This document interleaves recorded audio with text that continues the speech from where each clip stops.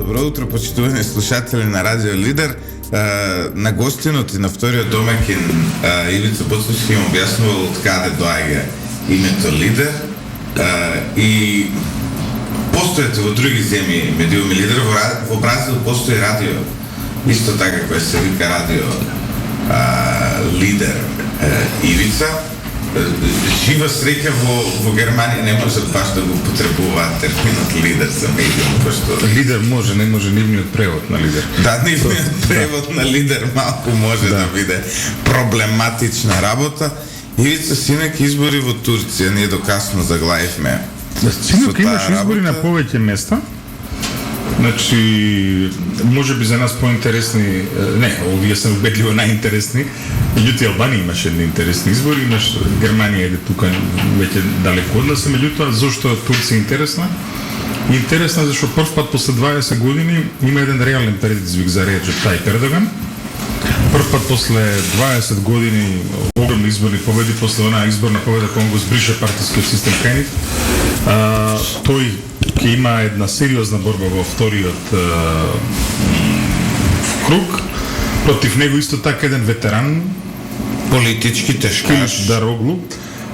Сега тешкаш, ако 20 години Ердоган кој што од никаде дојде темачка на лепа, ти си партија која што одејала со Турција од Ататурк до денес.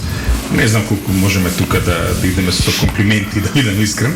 Меѓутоа, во секој случај, таа партија преживеа, се трансформира и има шанса да го загрози Ердоган на вториот круг. Што се однесува до собранието, вчера неизвестноста заврши. Ердогановата коалиција има мнозинство во собранието. Тоа е првата вест. Втората вест е дека нема мнозинство за промена на уставот, двотретинско мнозинство нема нито една од партиите, нема ни трипетинско. Ова трипетинско дело е малку езотерично, меѓутоа во нивниот систем е значено затоа што според новите измени со трипетини во парламентот може да се отповика било која извршна одлука на председателот. Или се председателот таму е лик кој што има една... Да, они имаат председателски систем. Не, полупредседателски, меѓутоа кој францускиот, малце по-силен. Овакво. Така што останува да видиме во вториот круг. Сега, мораме една работа да кажеме, дека вистина, честитки за господинот Килич Ердоглу, кој што водеше прекрасна кампања, влегува во втор круг, меѓутоа, овој човек година и пол, да речеме ни сите медиуми, посебно овој западниот свет, важеше како некој косна победник во првиот круг. И на анкетите водеше неговите Ердоган. Да, до пред 3 месеци, кога одеднаш на анкетите човекот кој што доаѓал секојаш на избори заминувал со доаѓал и заминувал глас со избори, одеднашка почна да расте и еве го гледаме сега во него првата позиција. Добро утро за нашиот гостин Владимир Ѓорчев, член на извршниот комитет на ВМРО ДПМН, поранешен пратеник. Ѓорчев, нема да ја анализираме Турција, ќе анализираме Македонија, но можно е во Македонија пак некој, вие имавте 10 години континуитет, некој сега да направи вака како Ердоган 20 години традиција. Па не знам, ќе видиме, времето ќе покаже, иако мислам дека кај нас политичката сцена е доста флуидна, пофрагментирана, но заклучокот од Турција и од кандидатите за председател, зборуваме за двајцата водечки и Ердоган и опозицијскиот Килич Дароглу, е дека нема место за почетници. Двајцата имаат огромна километража, така што председателската кампања во Турција и во други озбилни земји не е место каде што луѓе имаат прва кампања во животот. Значи, сериозна земја, огромна, 85 милиони жители, излезност огромна, значи во одредени провинции од 85 до 94%. Вкупната излезност беше 88, така ако не се лажам. Значи од 85 до 94 флуктуира по различни провинции, така да навистина еден сериозен демократски процес со голема излезност и ќе видиме која ќе биде и висок легитимитет. Висок легитимитет и ќе видиме која ќе биде излезноста во вториот круг. Мислам дека ќе биде горе-долу слична. Според она што можам да го видам, мислам дека Ердоган е фаворит за вториот круг, затоа што третиот кој што не се квалификуваше, кој што има 5,3%, 5,4%. Оган се вика, се презива тој кандидат. Мислам дека тие гласови најголем дел ќе одат за владачката партија и актуелниот председател. Така што останува да наблюдуваме, останува да гледаме. Во Албанија имавме исто така избори, прилично солиден, добар победнички резултат извини, само нова Еди вест, Рама. третиот подкласираниот вели да ќе поддржи второ класираниот, само да го се откаже од поддршката на курдите на нивната партија. Тоа е невозможно. Така што Да, ама добро, тоа е прокурдска партија, не е курдска партија. да, види се, тоа тие така себе се представуваат, меѓутоа се гледа од каде им доаѓа гласот. Да, но и кога ќе видиш, апсолутно тоа е невозможно, затоа што по тоа му е голем басен на гласови. 15, сигурно 15% и повеќе. Да. Така што мислам дека веќе нештото се вако... Албанија, еве, буквално сакам да отворим тоа што вчера се случи. Еди Рама победи? Да. Да, И убедливо. то здраво. Да, убедливо, доста. Прилично е фрагментирана опозицијата таму и тоа е во пол позиција. Значи, Еди Рама е премиер некаде од 2012 година, пред тоа беше 2 мандати градоначалник на Тирана, претходно беше министар за култура, значи добри 25-30 години километража во политиката и дефинитивно ова не му беше прва кампања на Еди Рама. Значи, сериозен резултат. За разлика од Македонија, Албанија се развива, за разлика од Македонија, Албанија има дупло помала инфлација, за разлика од Македонија, Албанија се гради. Македонија кумулативно од 2017 година, време на Зоран Заев и Таче Ковачевски, има раст на економијата 7%, значи растеме 1% годишно. Тоа можеме и без влада да го направиме. А Албанија има... Не, без влада може повеќе да поради. Сигурно, не, 1% тоа не е раст, мислам, инфлацијата го јаде растот, значи ние всушност назадуваме. А Албанија во истиот период има некаде 15-20% економски раст. Така што сите оние земји... Некој ќе рече корона, па и за нив има корона. Па и за нив беше корона. Енергетска криза, па и за И за нив има така, енергетска да. криза.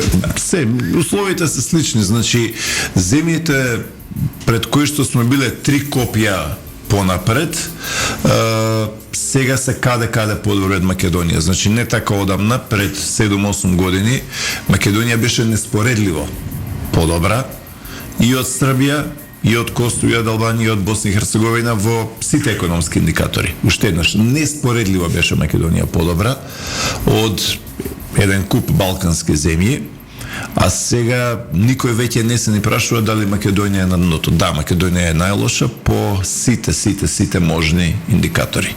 Така што отприлика тоа е реалноста во која што живееме. Во однос на ова што велиш во политиката се потврдува нели на овие избори дека нема место за почетници, ние имаме некоја традиција на нови имиња да вадиме. Немаме почетник премиер. Да. Имаме почетник... Пола влада, 70% влада се почетници. Па видете, во ова влада единствен човек така со по-маркантно искуство покрај Ристо Пенов е Артем Грубли. Да. Оливер Спасовски. Добро, и Оливер Спасовски, да се Да разбереме. бидеме искрени, мораме да видиме кој... Добро, има и од Дуи, кој... Нема, се бројат на една рака. На една рака се На бројат една оние рака, кои друго е се- Добро, смешно. нема, тоа е проблемот кога е изместена моќта. Моќта треба да биде во владата. Не може најмоќните фигури во таа коалиција да бидат вон владата. Да. Односно Али Ахмети и Зоран Заев. Добро, сега за Зоран Заев вели дека е во политичка пензија, не може тоа да го... Абе сега, он вели многу работи, меѓутоа има проблем со вистината тој човек, да. Проблем е што ние имаме прилично голем владен кабинет. Не знам веќе колку имаме 20. министри, не, повеќе со овие без портфели, подпредседатели и така натаму. Мислам дека сме 20 и кусур што се премиерот. Чеки сега ќе видим. Таму јас не гледам 8-20 тројца кои што може да бидат министри. И гледам едно 10-15 тотални почетници. И кога имаш тотални почетници, луѓе на кои што буквално имињата не им ги знаем, кој е министар за образование? Никој не знае. Да, 20 били, со се без портфели. Значи, кој е, не знам, министр за потребностите връзки. Трябва 5 минути да се мислиш да се сетиш Ја не можам да ви кажам, да. Кој е министр за еден Правда. за екологија, за правда кој е министр. И тоа внимавајте, значи ние сме тука. Нека во Шведска сме станали влад. Не. Во Шведска вака не знаат кој е министр. Ама во Шведска функционира Ајде, системот, кај нас е друга крајност. Пак ќе кажеме, Не, кај нас системот е толку извулгаризиран, толку е катастрофален, што дури луѓе што пратат политика не ги знаеш министрите, или да ги знаеш да ги наброиш, не можеш да кажеш еден проект што направи. Што имаме ние корист што сме чули и знаеме за Оливер Спасовски, 10 години човекот министер, а секој пола година вика треба почне борба против корупцијата. Или Да, вика системот не е добар. Па добро дечко, ти си системот, 10 години си министер. Тој станува министер 2015 година. Значи, Да, уште во време на тие пржински вакви. Така, прва, втора, трета пржинска влада и сето останато. Така што и не можеме да се сетиме еден негов проект. Скопје е прилично небезбедно, гледаме каде живееме и така што една многу лоша и облачна, темна ситуација во Македонија, каде што сме најлоши. Не знам, сега ќе влезам со една тема која не е соодветна ниту за тебе, ниту за нас, но е многу битна за луѓето. Барем, не знам дали знаете дека во филхармонија се случува хаос. Имено, оркестарот на Македонската филхармонија одбива да го прими во својата зграда джез оркестарот, ново формиран оркестар од страна на владата. Затоа што филхармонија го одбива тоа, вели ние чекавме зграда со години, ни ја направија, нели во време на ВМРО-ДПМН не се направи таа зграда. И сега вика, вие освен за нас ќе давате и за други оркестри, тоа е джез оркестрот. И во меѓувреме почна помеѓу овие свирачи во филхармонија почна хајка од СДСМ дека биле како се вика, дека биле политички инструирани да се борат против тоа джез оркестарот да влезе во нивната зграда. И ова е тема во културата веќе неколку дена, вие може не следите, јас следам и се чудам на паметот и вие не знаете што се случува, луѓето ги бележат дека сега ќе ви кажам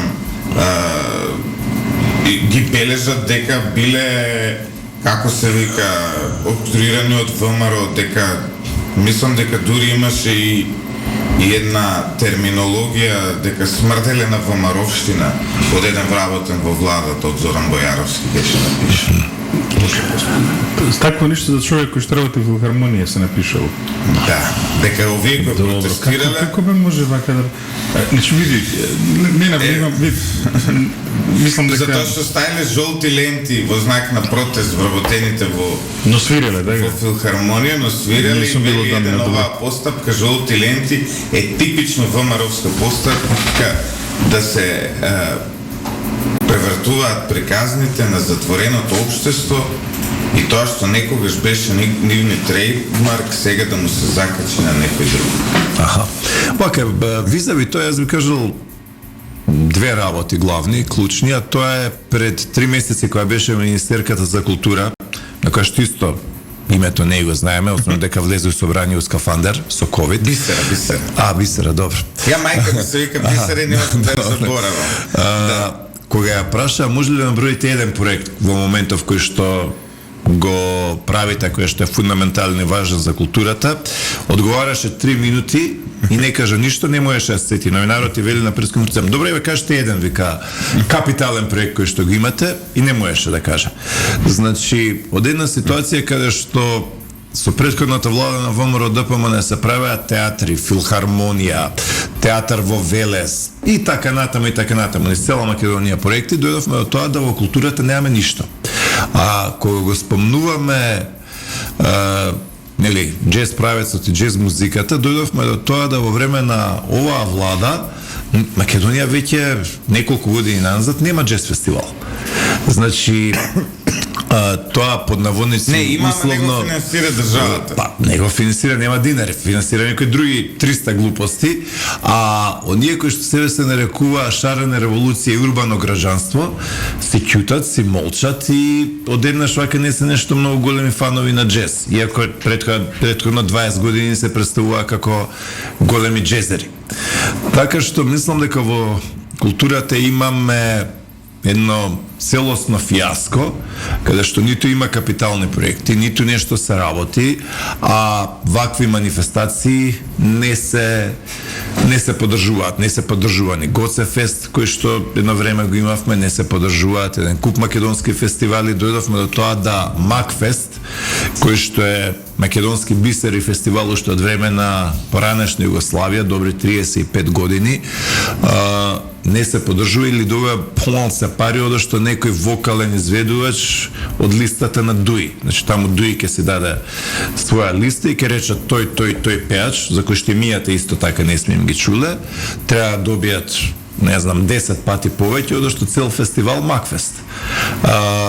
И мислам дека во тој дел Иван Јорданов, граначалникот на Штип, направи еден вака прилично добра потек и кажа: во ред, фала, не треба Штип само ваќе го тера, и Штип сам го истера Макфест. Така што во време кога државата ни атрофира, министерствата не постојат, дел од општините го бајпасира, тој покажува дека Македонија може да функционира. И тоа го гледаме во општини како Штип, Охрид, Битола, Прилеп, Гевгелија, скопските општини, Аеродром, Газибаба, Кисела вода, Ѓорче Петров и други низ цела Македонија. 8:30 нас овде не е сега паузата за реклами. Почитувани слушатели, денеска во 13 часот повторно ќе се одржи протест, односно ќе има протест пред Министерството за култура. Доколку го ја почитувате ова како се вика, ова институција и нејзиниот револт, еве, приклучете им се затоа што ќе може да слушнете и добра музика, со нивните инструменти ќе протестираат пред Министерството за култура, кое се наоѓа во Дебармало, односно според министерката во Дебармало. Почитувани слушатели на паузата, баш тоа коментиравме. Ово утро јас во студиото имам политичари со поголемо искуство од цела влада заедно. Владко 30 години политика скоро ќе наполни. Ивица 27-8, ако не се лажам, ако не мртва трка. Мртва трка. Да, тој е подолго стачна политика, јас сум занијан са постар. Уште од време на младоците кога сте биле на спротиставени страни. Не, уште од време друго е. Ја бев во студентската политика, која беше веќе во партиската политика, таму се знаеме. Да. Да. Сега, со тоа што исто така се знаеме, затоа што тогаш имаше Боже една одвратна структура во социјалдемократска младина, не можеше тоа човек да го трпи. Сега власт стана. Да. Не знам. За да само има континуитет, сакам да... Не, друго, види. Сега не мора да биде искрен. И Владко тогаш... Имаше една книга, 7 години сада сам и си издада тогаш книга. И знаеш добро кој беше насловна страна на таа книга и кој беа таму ликовето во таа книга. Ке ти кажам после. И така што за жал докаде дојдовме до тоа да сме полоши од Молдавија, од таа екипа. Со која што се мачиме еден не, види, например, знаеш која е срамотата? Ја имам пред да почнеме со политика, да речеме во СДСМ бил ден Јованчо Донев. Добро. Ја имам кога почињавме со политика, он веќе не беше таму. Не, види, од една партија која што не смееше ни едни избори да ги изгуби држава. Да. Таква беше. Да. Видиш што се. Да. Та не, и они веќе не срамот ги има напуштено. Вика, да, ќе изгубиме, ама све што треба ќе ја продадеме куќава, ние ќе составиме коалиција, не е важно дали е СДС у таа коалиција втора, трета или девета виолина, во моментов е СДС 12-та виолина во владата, ама ние ќе имаме 100 подрачни началници и нас тоа ни е доста. Да, тоа не е тоа идеја. Значи, во моментов СДСМ е лево сметало во владата. Да бидеме на чисто. Значи, СДСМ нема влада, СДСМ е подизведувач во влада и СДСМ е кираџија во владата.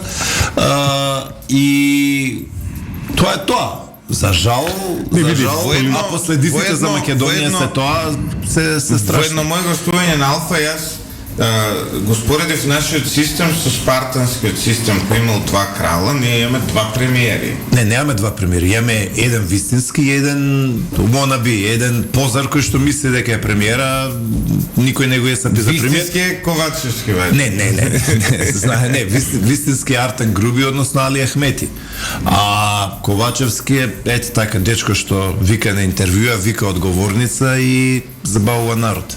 Дојка Македонија добива автоголови. Реално тоа е, мислам, како да кажем, царот е гол, луѓе. Тоа е, не, очигледно е, мислам, кој во Скопје тоа не го знае.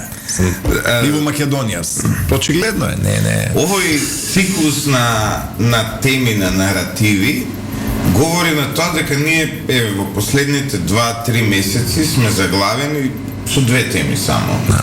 Тоа е темата Бехтел и Енка и тоа е темата нели ова со Бугарија уставни измени ки има, ке нема, вака било, така било. Многу е тешко од позиција на уредник на емисија и уредник на портал да работите во вакви услови кога само овие две теми ги имаме во јавност. И ти не сакаш или не кеш, секој сабајле мора да се збори за едното и за другото. Да, ама и не. На кој начин? Апсолутно тоа се две огромни теми, во двете власта губи 100-0, буквално 100-0.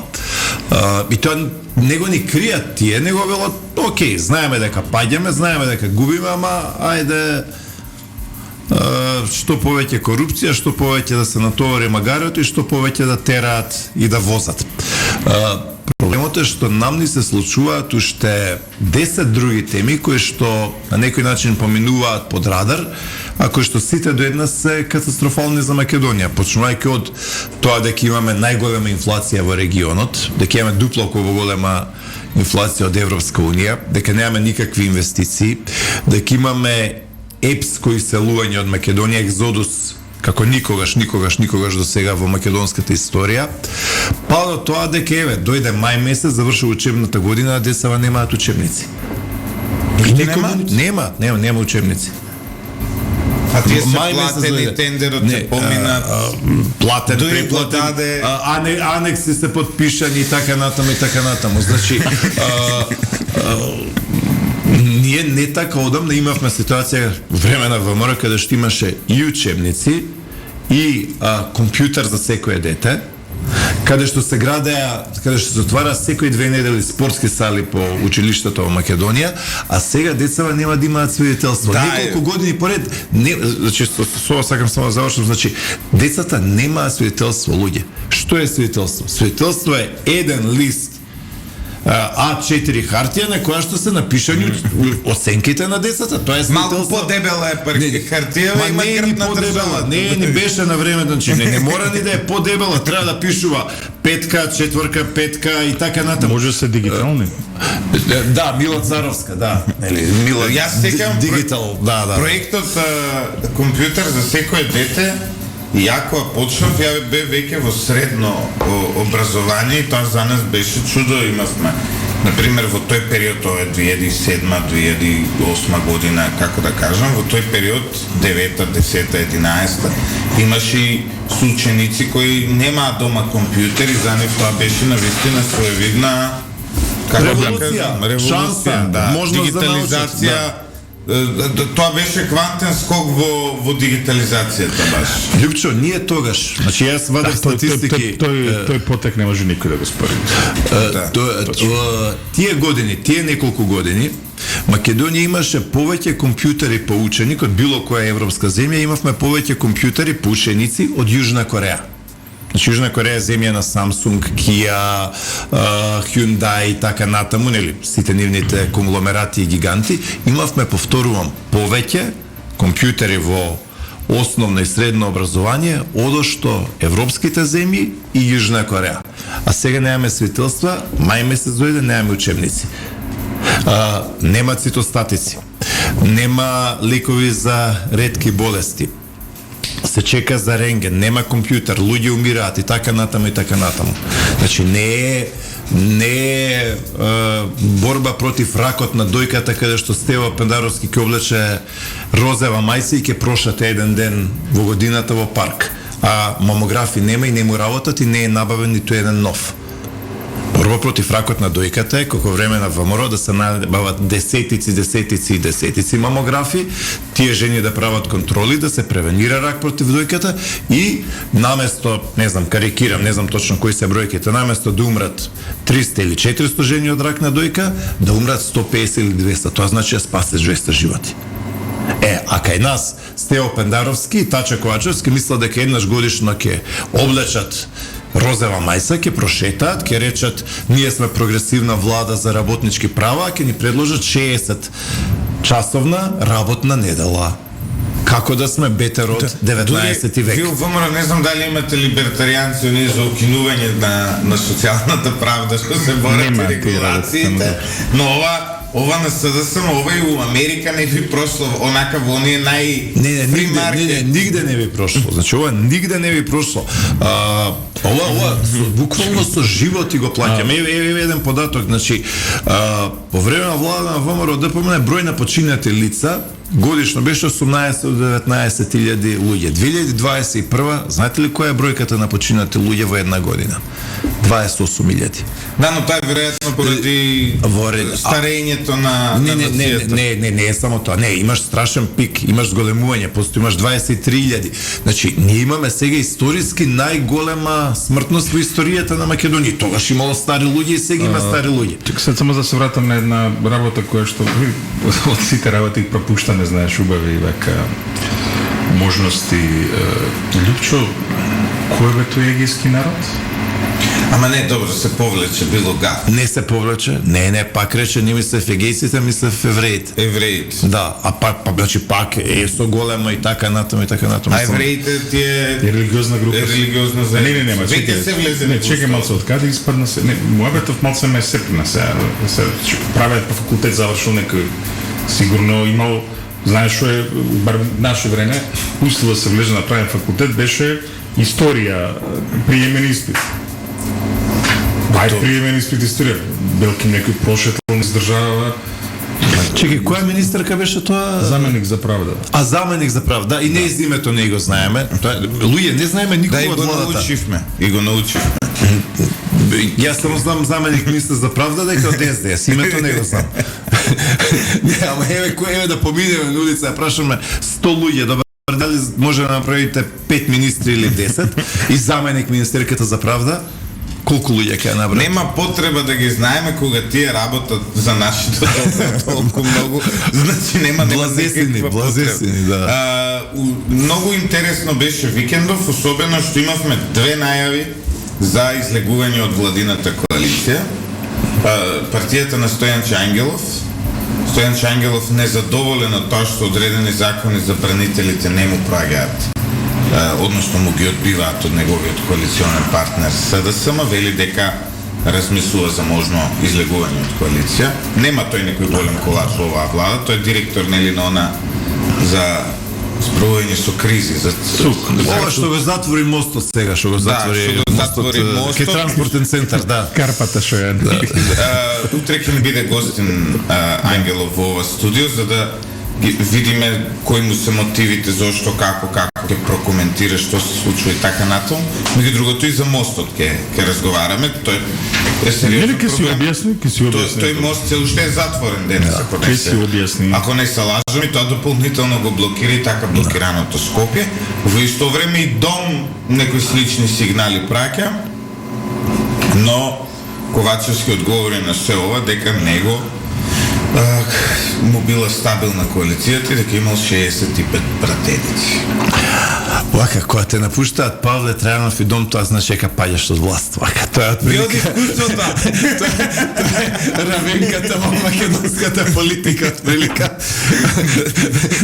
Така што, нели, кога имаш светско првенство или мундијал, нели, која ќе се направи Нели имаше еден морско пајак? животно или нешто така, кај ќе отиде и тој Октопод победува беше, или да, или рак или нешто така. Октоподот секојаш беше президент. Право, да. Да. Или не знам, тоа е како беше, ако верверичката, не знам, пушти ваков знак, тоа значи зимата ќе биде јака или зимата ќе биде слаба.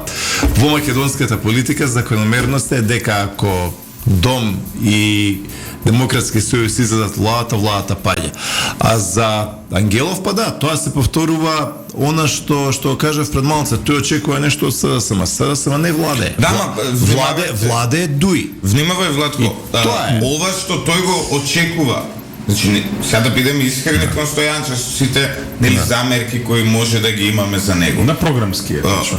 Ова е на програмско ниво. Стојанче не им бара да го стат министер, директор, едно друго. Им вика, еве ви закон, ја имам партија на бранители од 2001, еве ви закон да се подобрат условите за нив. Не, добро, За да нивните види, семејства. Лјупчо, да беше програмски, ќе излезеше првата година од влада. Дечки беше 7 години на власт. Ќе излезеше втората година, ќе излезеше третата година.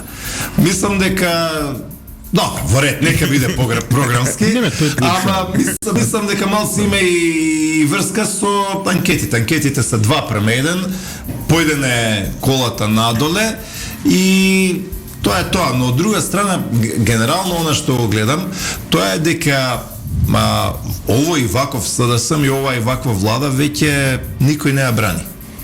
Значи, Види, тука за волја на вистината, јас иако ова е прв пат се случува во историјата, морам да го обранам Стојанче, затоа што не, ја го бранам. Не, тој влезе во коалиција со СДСМ во моментите кога и тие беа отпишани се анкетите кои беше врната владењето на претходното ВМРО.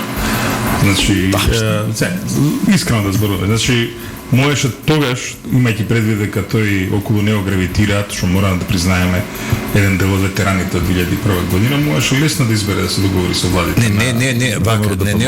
Не отиде он со само он отиде во една десна коалиција, нели тогаш беа ВМРО народна големи патриоти, Љубе голем патриот. Но од таму отиде во СДСМ. Улогата нивна беше после тоа отиде во СДСМ. Улогата нивна беше да откинат од ВМРО, да се ослаби ВМРО и да посредно се зајакне СДСМ. Така што тој маневар сега го гледаме повторно.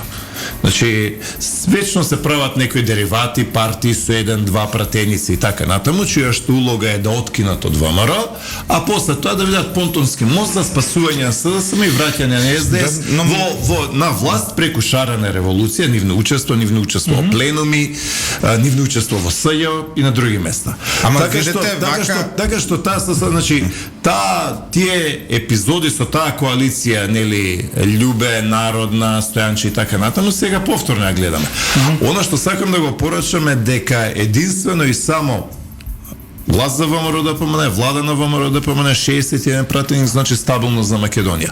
А сите овие други варијанти, реки понорници од типот на Ангелов кој штеве, нели, како што констатиравме заеднички, нели, програмски, после 7 години ја напушта владата, се веќе видени феномени на македонската политичка сцена. Тоа е. Да, има сега и во опозицијскиот блок има едно раздвижување. Имаме, нели, вие сте како, нели, она класична конзервативна, нели, народна, односно сега поново десница. Имаме футуристичка десница, нели, преку овие, како се вика, Интегра. Тука е нормално политичката партија. Како ги нарече? Футуристичка. Па добро, Чека, постои тоа уште? Постои, да. Они се футуристи. Тука кај нас ќе биде на магнетниот трамвај, баш тука дореди ово наши имаме станица, да знаеш. Така што многу ќе ни се олесни. Сакаш да кажеш да не се грижам, да. Но тука ја имаме, нели, политичката партија Левица, сега и Максим Димитриевски прави некакво движење, па тука и Никола Димитров кој е голем опозиционер. И ВМРО-вец, голем ВМРО-вец, да. Ја го гледам по настапите, по наративот, искрено можам да кажам дека во некои работи и порадикален ВМРО-вец, дури од Владко Ѓорчев кој 30 години. Добро му честитам, добро ете. Не, види Љупчо, да можеме да бидеме саркастични, да. Може, и има тука материјал малце за конзистентност и за неконзистентност, не би одел тамо. Ке гледам да бидам политички внимателен, затоа што важно е СДС да падне по 200.000 гласа. И затоа многу би внимавал и ке дозирам. Имам за сите овие кои што ги набрија многу што да кажам. Значи, сите тие, еден куп од тие ликови се вложи и го крониса Зоран Заев, а ние на времето им кажувавме, пењани фати устата од кажување дека Заев ке донесе катастрофа за Македонија, македонскиот народ и граѓаните на Македонија. Не им се слушаше. Ева е катастрофата. Катастрофата е нема учебници, нема економија, иселување, катастрофа, сиромаштија, инфлација, буквално Македонија крахира. Но она што го гледам како феномен, тоа е дека и оние луѓе кои што само до пред 2 години, да речеме, биле 100% лично ангажирани во брање на владините политики, тоа веќе не го прават. Значи веќе станува срамота.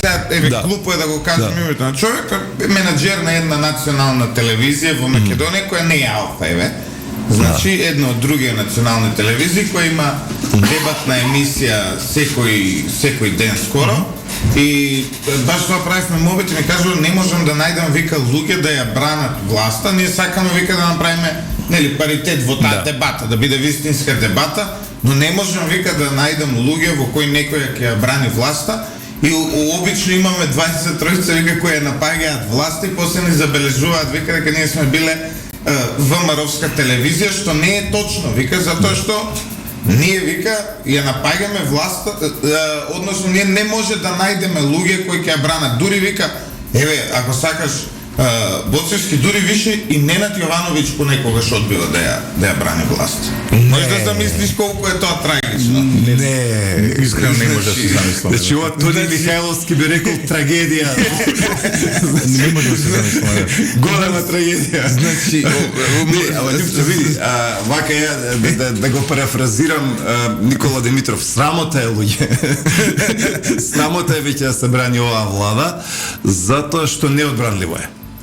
Неодбранливо е. Значи, ми мислам дека СДСМ веќе е сведен на најтесниот круг на ултра клиентелисти и толку. И тоа го гледаме ова каде што идат сега со овие црвени елеци, рамо до рамо, кај што им доаѓаат по 4,5 луѓе вака во населено место или по 7,5 луѓе во населба. Тоа е тоа. Значи, јасно е дека владата паѓа, без разлика која ќе бидат тие избори. Единствено што е непозната, тоа е колку ќе биде силна. И ова е клучното прашање. Значи, ова е клучното прашање за ова и за следната година и за следните 4. Клучното прашање е колку ќе биде силна позицијата на ВМРО ДПМН во новата влада. Клучното прашање. Не, апсолутно не, ама Боцевски да. Не, ние си имаме друго клучно прашање. Нашето клучно прашање кој на секој гостин што му го поставиме ќе биде ли Македонија? Па не, Македонија ќе биде ако има асална влада. Ако продолжиме вака каде што сме сега, големо прашање што ќе се случи со државата. Затоа што СДС не крие, вика, ние можеме да направиме нека омнибус коалиција, ако ВМРО нема 61, вика, ние можеме да направиме влада. Тоа го вели СДС и по членство и по телевизија, тоа е наративот, тоа го вели полујавноста, кулуарите. Ако ВМРО нема 61, тие се во состојба со секој да се договорат, се да понудат и некако да ја под наводници залепат работата на штета на Македонија. Впрочем, еве ја да ви кажам овде на 20, но и на сите они кои не слушат, доколку во овој момент јас влезам во авантура преку оваа радио ние да го браниме СДСМ, ја и Ивица може да си ги решиме нашите финансиски прашања до крајот на живот. Во моментот толку е крената цената за плаќање за одбрана на власта во јавноста, тоа е невидена работа. Но ние имаме намера да живееме во оваа земја, така што да. Тие комбинации нека. Да, за разлика од Пендаровски што кажа ако не бев председател ќе сиселам. Да, тоа е джингл на Авто радио, да. Сега искрено како човек кој што има завршено правен факултет во Македонија, може да речеме да работи во некој ресторан во кој? Стево? Ако си сели, меѓутоа, што друго може да работи со правен факултет надвор? Ама кој искусен политичар може некој совети да дава? Не, кога си избрал ти таква струка, Јасно е дека може совети да дава Јасно е дека си на живот во одредени твојата влади да им кажува, например, како да се справите со... Цената за тоа дали некој може да дава совети се утврдува по мандатот. Така јас мислам, така што е ќе види.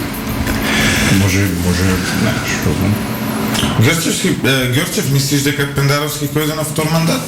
Не знам. Но знам дека кој да биде од СДСМ ќе да е поразен. Затоа што нема бројките и математиките не говорат во нивен прилог. Значи да гледаме сега дека Оливер Спасовски нешто така зазема некоја пол позиција, но што и да биде, јас не гледам председател на држава и председател на Македонија кој ќе изгуби во 50 општини. Значи не може минимум 50-60 општини да изгубиш, а да имаш математика да бидеш победник на изборите. Сега сам има една стратегија за овие локални избори која веќе чудно не ја ни кријат. Нивната стратегија е дека парламентарни и председателски не треба да бидат заедно, затоа што така ќе им се наштетало на нивниот кандидат за председател, туку дека требало да има прво председателски избори на кои тие заедно со ДУИ, со Алијанса и со целиот нивен тамо блок би излегле со еден кандидат кој би добил многу албански гласови од едната страна и само со председателски избори тие ќе победели и тоа после ќе им донело ветер во грб за парламентарни избори. Тоа е некоја математика која СДСМ ја заговара во... Тоа е ЕСА под дома и ЕСА под на пазар не е ист.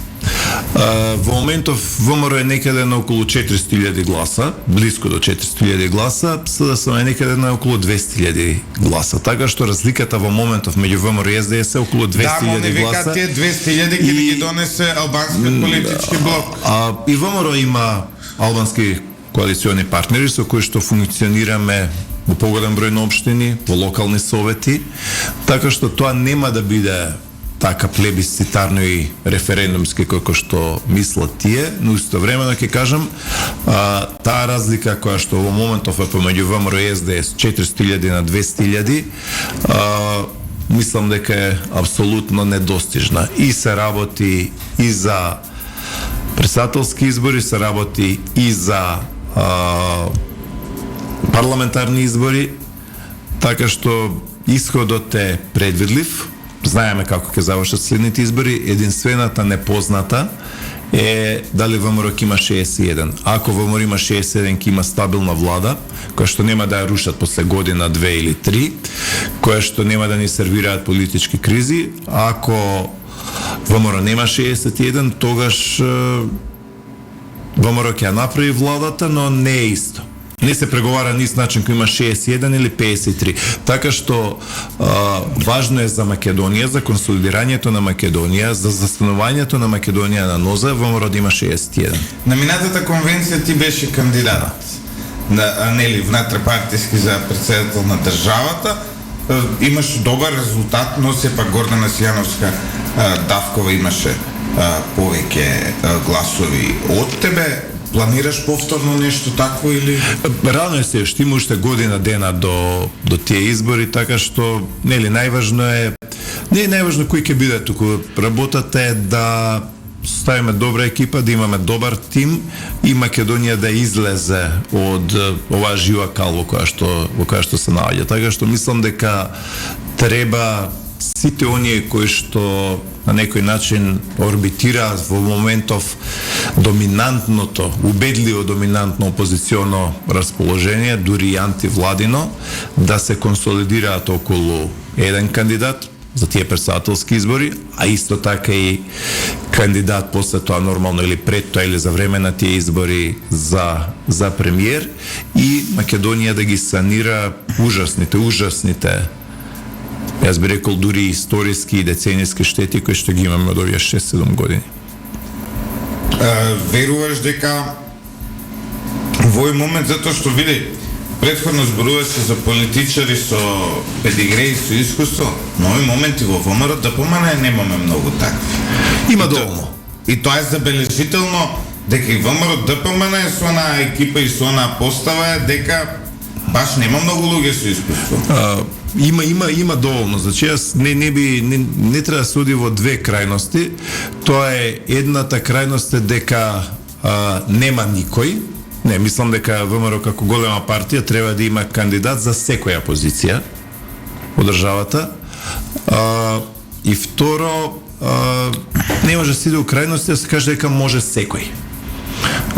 Така што вистината е некаде помеѓу, значи треба да се има кандидати, мислам дека има доволно кандидати и времето ќе покаже. Така што, нели, рано е уште за целиот тој циклус кој што неизбежно ќе почне за неколку месеци, но уште еднаш ќе речем она што е важно, тоа е да се обединиме околу наш кандидат за премиер, тоа е Христијан Мицкоски, наш кандидат за председател, и после тоа да составиме влада со добри имиња, со добри политики, затоа што мислам дека не заслужува Македонија да биде најлоша држава во Европа по сите основи. Се враќа, ќе биде сега носител на листа Христијан Мицкоски? Тој најубаво треба да го одговори ова. Мислам дека имаше едно интервју каде што каже дека тоа сериозно го разгледува и дека можно е да оди. Владко Ѓорчев?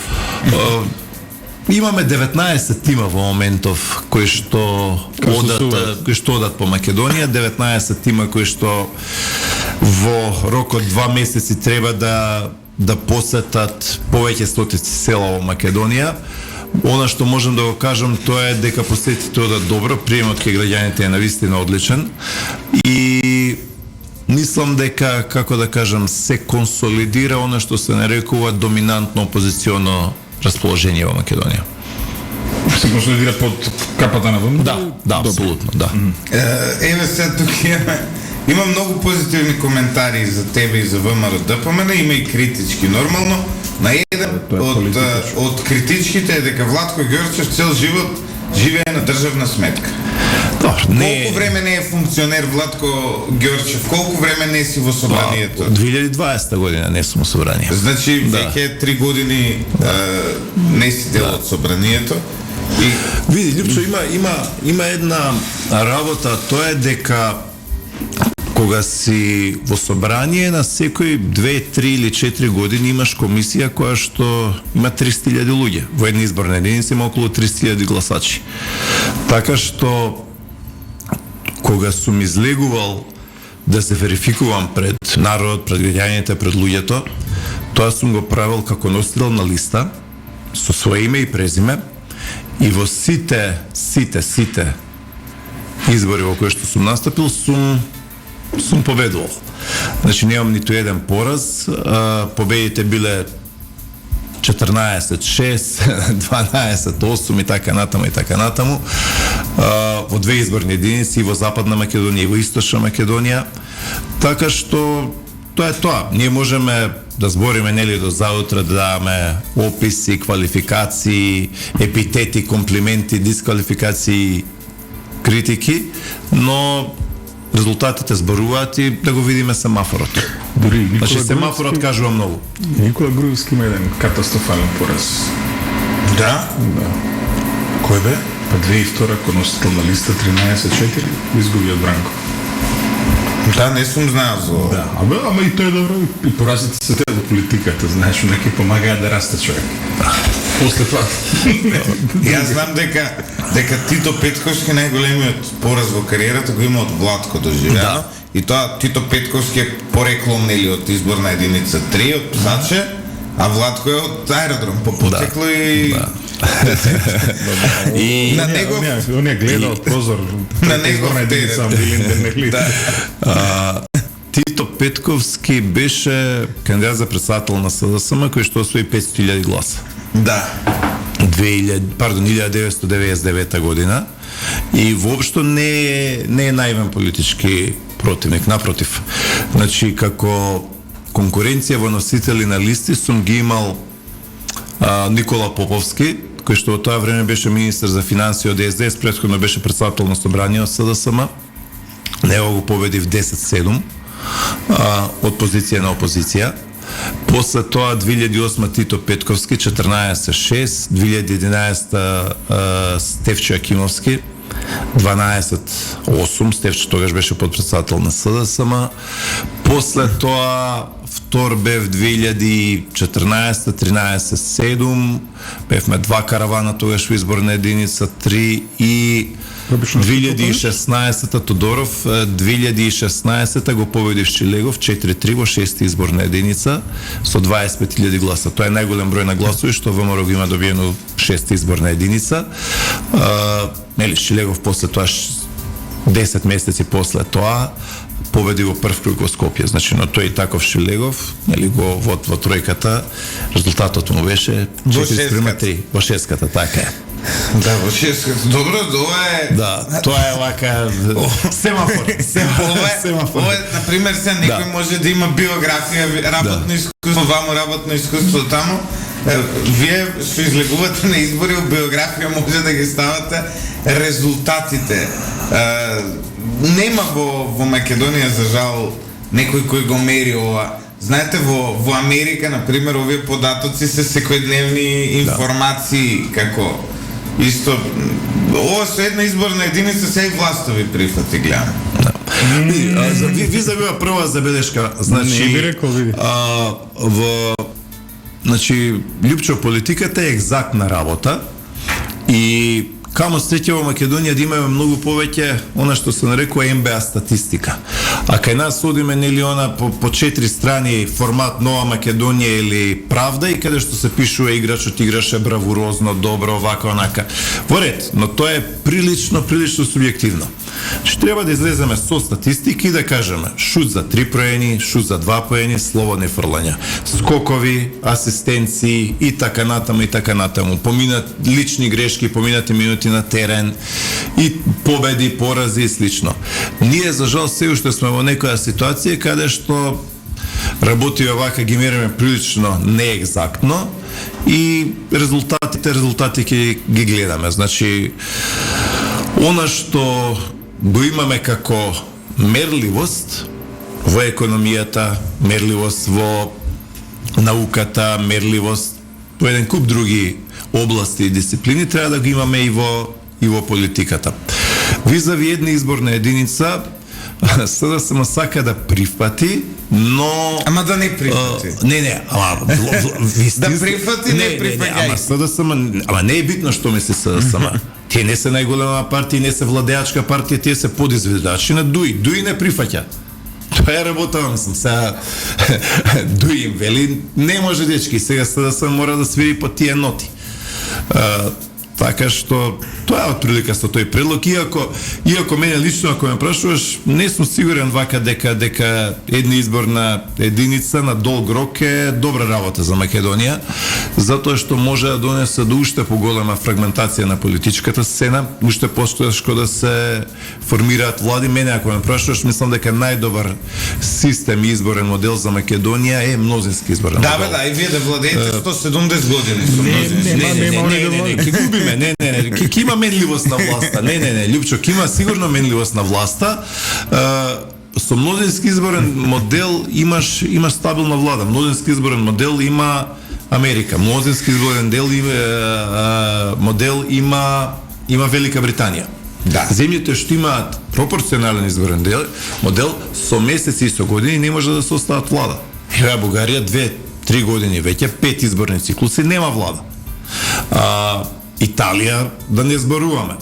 Ова со Бугарија, Шпанија, огромни проблеми. Германија, голема фрагментираност. Холандија, во Холандија, например, двете најголеми традиционално изборни, најголемите партии, лабористите и СДА, пред, значи, збориме 20 години, 2000-2002, заедно имале 85% од гласовите. Сега тие двете заедно партии има 25-30%. Значи, а во парламентот има десетина партии прилично фрагментирани. Значи, сето тоа доведува до многу комплицирани коалиции со по 4-5 учества и така натаму. Мене ми е загриженоста дека во Македонија со оваа фрагментираност која што имаме и овој не лесен, туку напротив прилично тежок процес на формирање на влада со една изборна единица, мислам дека може тој тој процес да биде уште покомплициран и уште подолго трае. Во куларските муабети во Скопје одат и кон нас, дека нас по наредните избори ќе ни следува едно вакво бугарско сценарио, дека ние долго време нема да може да направиме влада. Уште еднаш ќе речем, одговорот е многу едноставен. ВМРО треба да има 61 пратеник и тогаш ќе имаме брзо состојање на влада и ефикасна влада. Ако сакаме да имаме агонија, перипети, уцени, јас ова сакам, не вака, така, законот ќе излезам од влада, нема да излезам од влада. Ама владото е по богатството на демократијата. На крајот народот гласа. Значи, ако народот власт гласа, апсолутно корумпира. Власт со контрола корумпира помалку. Види, но слаба влада во која што е во моментов само СДСМ без коалициони партнери, само СДСМ во моментов има 24-25 пратеника. Ова личи на влада? добро, не личи на влада. Граѓаните гласаат, сега знаеш, они ако речат дека знаеш. Ама Буцевски, они ќе одмерат кој што заслужува. Ама не, апсолутно. Ама граѓаните гласаат и во Велика Британија, има 300 години стабилност. Во Америка изборниот модел не е сменет од 230 години. Од 1786-1789 суставот. Ние менјаме изборен модел секој 2-3 изборни циклуси. Каде сме? Кај нас не ние сме така стабилно, 2002 не ние изме, а меѓутоа сакам да кажем европска земја сме во Европа, пропорционалните избори се стандард. Во ред, ама треба да има и цензус. Например, во Турција има цензус 7%. Не, тоа е претерано и тоа се критикува. Ама кај нас сакаат да нема цензус. И 5%. Ти што мислиш каков треба да биде изборниот модел? Па ја мислам дека треба тука не треба да се фиксираме, тука како да бе? Значи што значи тоа? А во Израел колку време трае составувањето на чека, дозволи. 100 години. Во Израел колку има мнозинство во Кнесетот? 120. Чека. Друго сакам да кажам, Израел тоа не го направи одеднаш, го направи еволутивно. Тие долго време нема никаков праг. Па потоа почнаа со зголемување на прагот, сега стигна до 3,25%. Ја мислам дека во Македонија природно ќе биде некои 3% со тоа што да речеме партиите на декларирани малцинства би били исклучени од цензусот, како турците, како србите и така натаму, што е стандард од Скандинавија на рулу. Сега, дали ова ќе доведе до фрагментација? Значи мислиш дека не треба да има цензус? Не, мислам за малцинските партии. Во ред, ама не, збориме за партиите ВМРО, на други трети. Значи еве да почнеме со 3%, па да видиме, можеби треба 5%. Овие што сега заговораат една изборна единица, дали тие би прифатиле 3% цензус? Не.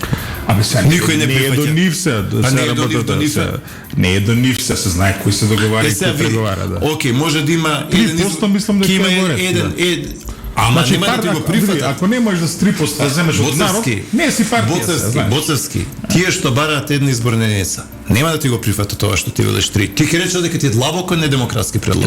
Иако ти велиш 3%. Ама и да кажеш што се. И ти велиш почетно 3, па ќе биде 2, па ќе биде изборен момент, ќе биде еден изборен циклус, ќе има цензус, постоја нема да има цензус.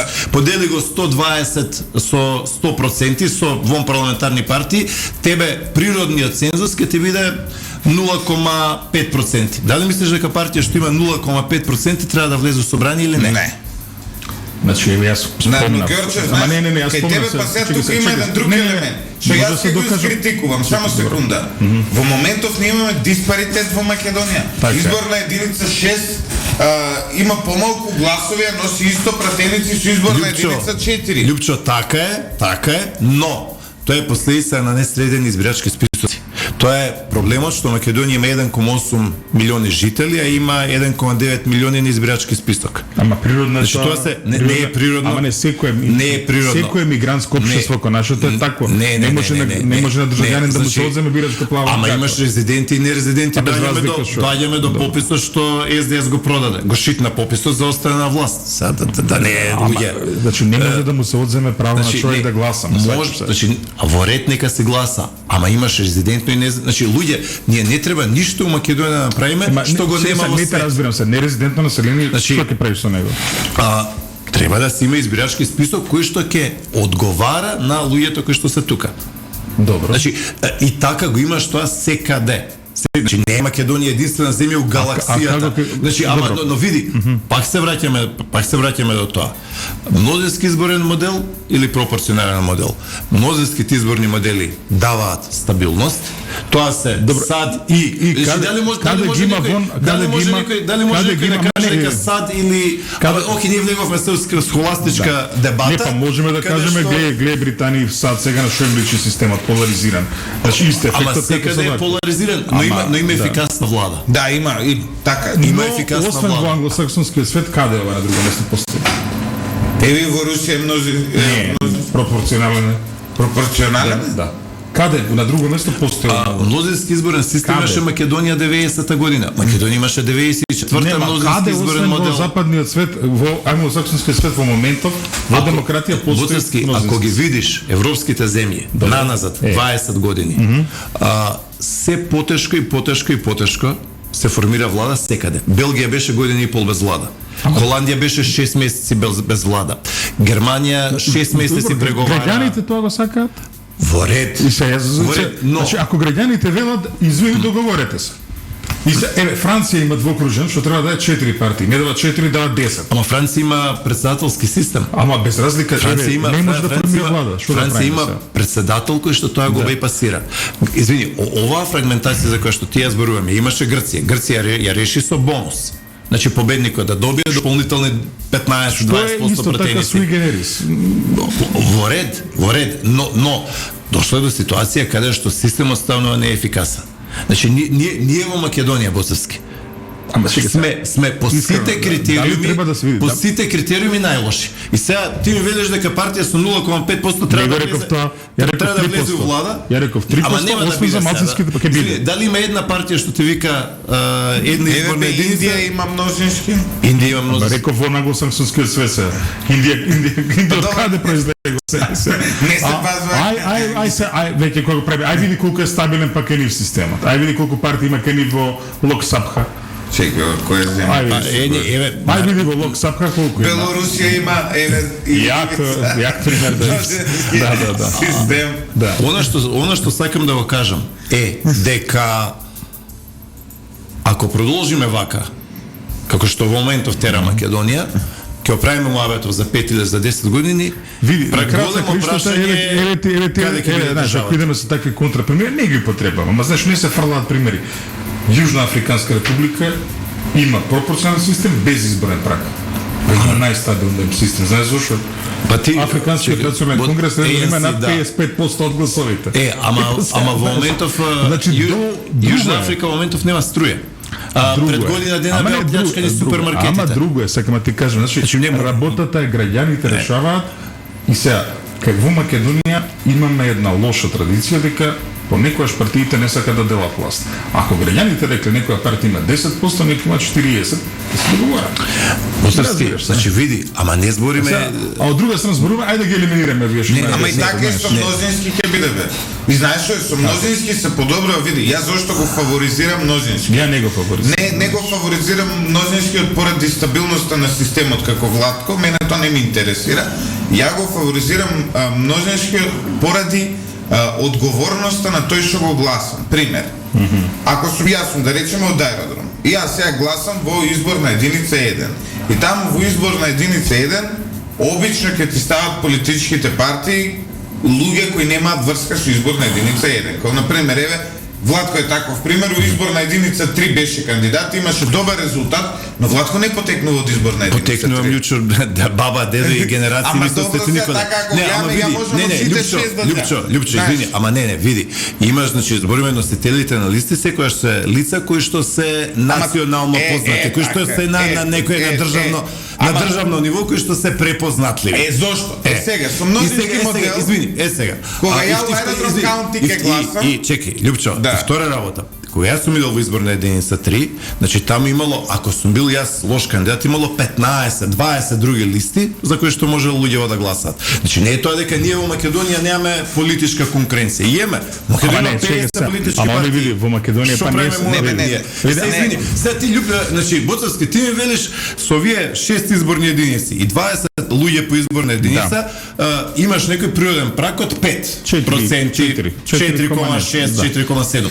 И ти видиш тоа не е демократски, треба да се влага со 0,5. Не реков бе тоа. Па и сега не се Ама не види се. Дали го имаш стоп, чекај се. Не ти викаш Што 3%, реков се? нема да помине. Ама не сега, не. А сега сте ги твоите тези. Ја викам 3%. И сега ти ми викаш еден два пати викаш. Не викам ја 3. Па не, ама нема да има цензус во Боцевски. Ке има. Нема да има. Сигурно. Нема. Еве, сите овие што викаат сега пропорционален модел. Прекинавте, поента имав. Да. Мене ми е муабетот дека сме мнозински изборен модел. Јас знам дека од аеродром Знаеш кој ти е гласам пратеникот? Перо. Така И е. Перо е мој пратеник. Така И е. ја утре имам потреба од нешто, да се не да си завршам за мене работа, туку ние као општество имаме потреба да не изградат нова школа у аеродром и ние идеме кај Перо и му викаме: Перо, застапува и таму тепај со собрание, ако не ќе те тргнеме. Дури сум и за императивен мандат, да може ние како каунти, односно како округ, да може да го вратиме Перо кога сакаме и да речеме сега Митре ќе ни биде пратеник. Така е. Знаеш, за тоа мене Имаш ми е персонификација? подобар. Имаш персонификација Така кој е. мене таму ме представува. Тоа е убавината на мнозинскиот Кај го модел. имало? Во Англија го има. Отповик. Не, отповик нема, има На пратеник нема. Не. Да. Сега, за разлика од тоа, само да знаеш, така е теоретски. Во пракса, од тие 600 и кусур места што се во Англија, преку сила 5-60 се компетитивни, каде што има натпревар. Другото све е поделено. Сега се знае не само тоа, еве, партиите си бидат луѓе што везе нема. Борис Џонсон, еве, кој го избра, затоа што е интересен, популарен, му даде изборна единица кај што не загубиле 100 и кусур години конзервативците. Ама имаш партија праймерис бе Боцевски? Нема, Извини, нема. чекай, Во втора Британија работа, нема. извини. Во Британија Второ, нема. чекай, ти можеш, Британија ти можеш да се мајтапиш со Борис Џонсон. Борис Џонсон е 30 и кусур години у Ама не политика. се мајтафам, ја што реков. Ама нема, ти викаш као дисмис Борис Џонсон. Не го реков Борис тоа. Не. Џонсон бил два Стоп, мандати стоп, градоначалник чекај, на чекај, Лондон. чекај. Два мандати. Реков дека му дава изборна епи. единица кај што не може да загуби. Мо? Реков дека не беше во компетитивна изборна единица. Не се Добро. мајтапам. Значи реков дека партијата го заштитила, не се мајтапам. Ама легитимно е тоа што не е легитимно Во Америка биде како е? Па да, Во Америка што има? имаш дистрикт, има каде што гласаат претежно републикански, имаш каде што Но гласаат што има претходно? демократи, имаш парти праймерис. И во партијата се гласа. Човек гледаш дека се сменил. Значи, Перов- Ти што кажа дека 230 години не се сменил системот, се сменил? Не се сменил. Од кога се тие партиски праймери, скажи ми? Десети си години, ама Еве од пред 100 години се зошто се воведени, токму заради вакви игри. Така е. Затоа што они сакале да најдат начин во тој изборен да внесат некој напредок. Понатаму имаш во Луизијана, знаеш што направи Кениф? Кениф е вика отворено. У смислу двокружен систем кој Така е, Франција. така Дури е. се случува 20 демократи и 20 се републиканци да у влезат. Елјаска го има тоа. Така. Сега, Значи не е дека не еволуира тој систем, знаеш, еволуира како не еволуира. Боцевски, во моментов, да се вратиме на Македонија, во моментов, владеачката партија у Македонија, номинално владеачката, СДС има 25 своји пратеници. Гледаме у која ситуација. Дуи брише под со СДСМ. Добро, ма граѓаните така си гласаа. Не си гласале. Не Кој си гласал у гласале. Македонија да има дуи 10 министри? Граѓаните гласаа за СДС да добие гласови колку што ги доби. Тие понудија листа каква што ја понудија, тие знаеле што они ќе дадат, знаеле луѓето што ќе се случи сега. Тоа е тоа. Значи сега види. Прво, не може партија како ДУИ која има толку малку освоено на избори да има толкава репрезентација во владата. Да Пошто беше гласовите на ДУИ не се наценети третина од не тие бе- се да се за мажи. гласов наценети се. Они добиваа мандат со 5900 гласа. Значи На прошлите избори. И ВМРО сега се да се добива со над 8000, Левица добиваше на 18000 на пратене. Тоа е вон секоја здрава памет. Па сега. Значи да постои дека Уставен суд утре ќе го обори овој изборен модел. Утре. Затоа што вика во нашиот устав дека избирачкото право е еднакво. Како може еднакво со вакви разлики? Боцевски, пак доаѓаме до оно што го збориме, дека кај нас избирачките списоци се катастрофа. Ти знаеш дека на минативи избори имавме неколку општини каде што едва имаше минимум излезност. Каде што ти Да вика се излезност прегласуваше и во- так се прегласуваше не еднаш, 2-3 пати се прегласуваше. Не, тоа- И ќе да. имаме се повеќе и Не, повеќе тоа такви значи општини. дека треба да се смени законот затоа што такви одредби, такви луди одредби ги внесуваат нашите професори во 90-тите што не знаат што е кои што демократија. изиграва големи Што не знаеш што е демократија. Кои што немаат појма. И се, ти не е, правиш сега. систем кај што има неуспешни избори. Народ гласал, нема везе. Така што нашиот политички систем е вака прилично комплициран и проблематичен и на крајот на криштата резултатите кажуваат. Она што јас го кажувам е дека последниве 6-7 години Македонија станува најнеуспешна држава во Европа. Има ли било која држава во Европа, 50 и кусур држави, која што е во било што полоша од Македонија? Нема. Сега за тоа да го за тоа да го промениме треба озбилно да ги засукаме, озбилно треба да ги засукаме ракавите. Но добро, значи ова е поише академска дебата, во секој случај по мене една изборна единица по-демократска од овие 6 што ги имаме, порепрезентативна. Значи 6 изборни единици не е демократска. По-демократска. По-демократска. Да. Една е по-демократска. Значи по сите стандарди, ако сакаш да гледаш. Значи Германија има повеќе изборни единици. Една има. Не, дел се ферментирани. Се фала ти што ми кажа. Или куп други држави имаш кои што се сакаш за Германија има нешто се вика персонализиран пропорционален систем. Така е. Каде што има една главна изборна единица. Така е, плюс имаат и мнозински помали изборни единици, слично македонскиот модел. Не е така. Значи во Германија. И се ти викаш што е недемократски. Не, тоа е демократски затоа што во Германија прво се пресметуваат гласовите што се одбиени од пропорционалната листа. Потоа се гледаат изборните единици. Тие што победили од изборните единици веднаш ги тргаме од пропорционалната листа. Што значи да речеме? Ако чекај, дозволи се.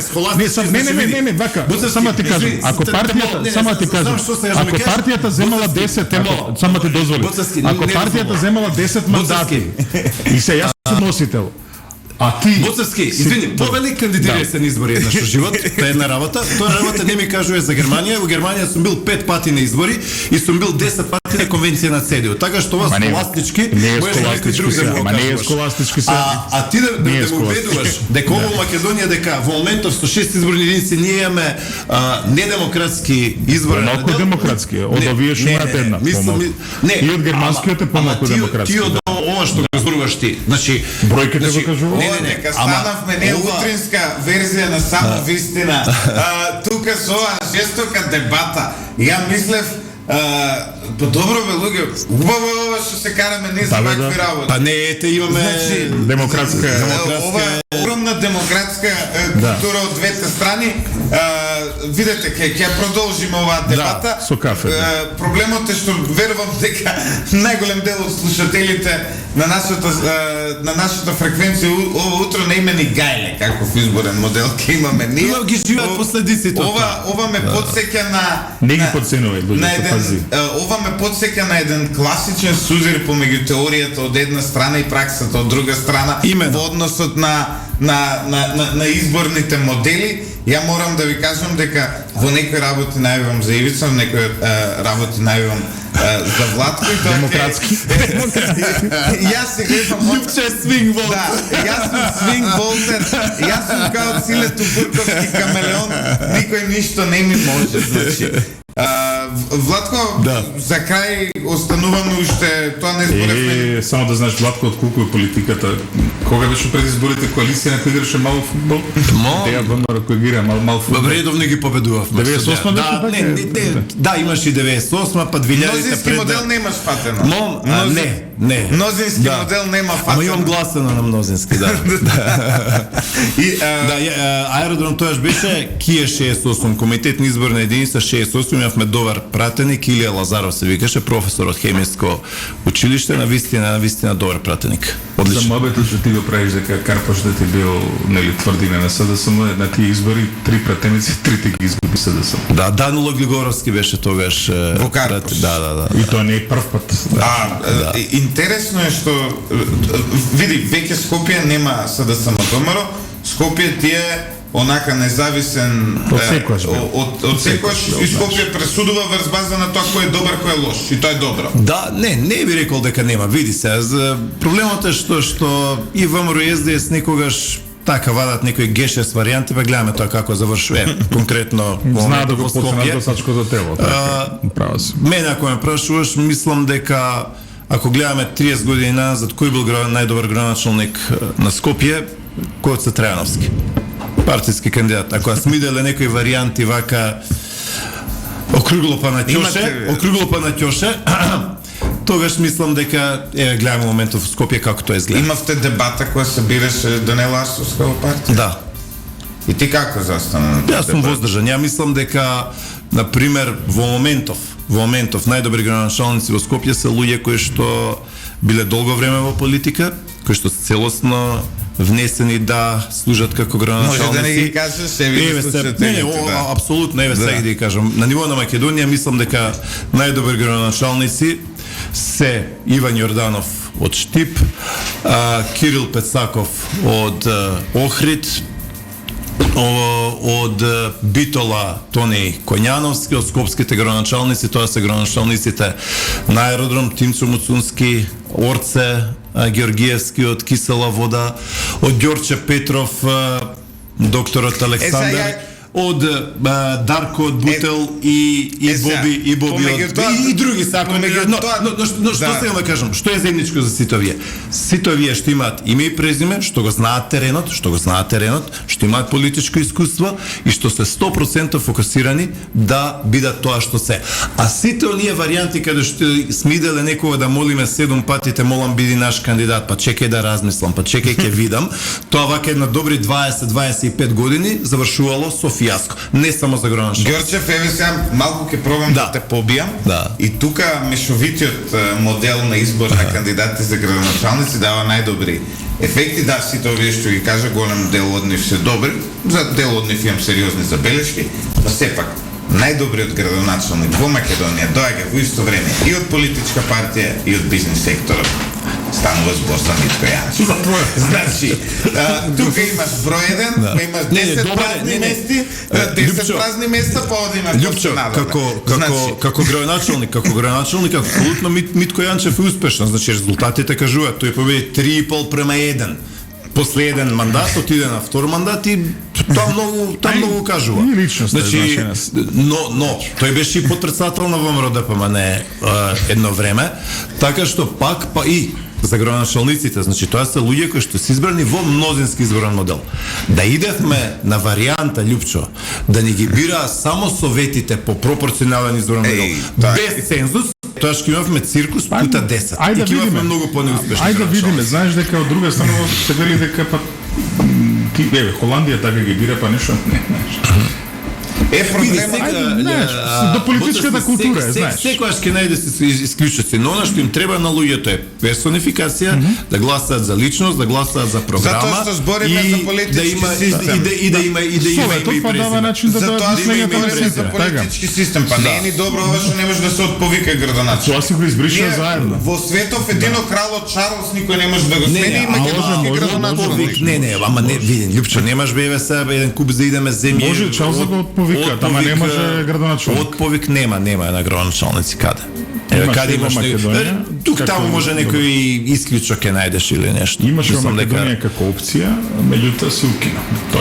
Тоа треба да се врати, за да не може некој Нерон или Калигула да ни го води градот. Сега пример, градоначалник на Скопје е функција каде што имате вие преку 100 милиони евра. Нека биде со високи услови, меѓутоа да постои. Тоа е идејата. И треба да има километража луѓе. Тоа е тоа. Значи треба да се кандидираат луѓе што се тестирани. Луѓе што се погледнете во Турција вчера кој победи, човек што е од минимум 97 година у висока политика. Ердоган е 97 година станува градоначалник на Истанбул, 2002-2003 година станува премиер, неколку мандати премиер, после тоа председател и така натаму. Во Албанија Еди Рама, реков преска, значи веќе трет мандат премиер. Мислиш на Еди Рама како лидер? Да, како било кој од овие балкански фамилија Мицотакис децении и децении во политика. Вучич станува пратеник 93-94 година и така натаму. Значи мислам дека политиката е премногу озбилна работа да се препушта на аматери без практично искуство. Тоа го прави само Македонија и неколку вака земји, резултатите Бугарија тоа го прави. Значи Црна Гора се. Така што иако тоа е друг пример таму. Генерално она што сакам да го кажам е дека луѓето сака да одат на проверена работа. Апсолутно политиката нек се биде инклузивна, Да, нека има прилив нови луѓе, апсолутно, нели демократскиот пазарот и понудата, но тоа треба да се оди чекор по чекор, како и во секоја работа. Во фудбал почнуваш од младинска школа, пидеш у кадетска, пидеш во, не знам, младинска до 19, младинска 21, па после тоа идеш во прва лига, па идеш евентуално на мундијал. Мислам дека во Македонија правиме голема грешка каде што идеме на мундијал и олимпијада со луѓе кои што влегуваат во процесот 2 месеци пред настанот. Тоа е вака. Ви благодарам многу, почитувани слушатели. Овде нема никаков модел за тоа кој ќе заврши емисијата. Емисијата секогаш ја завршувам јас. Тоа е мое апсолутно право.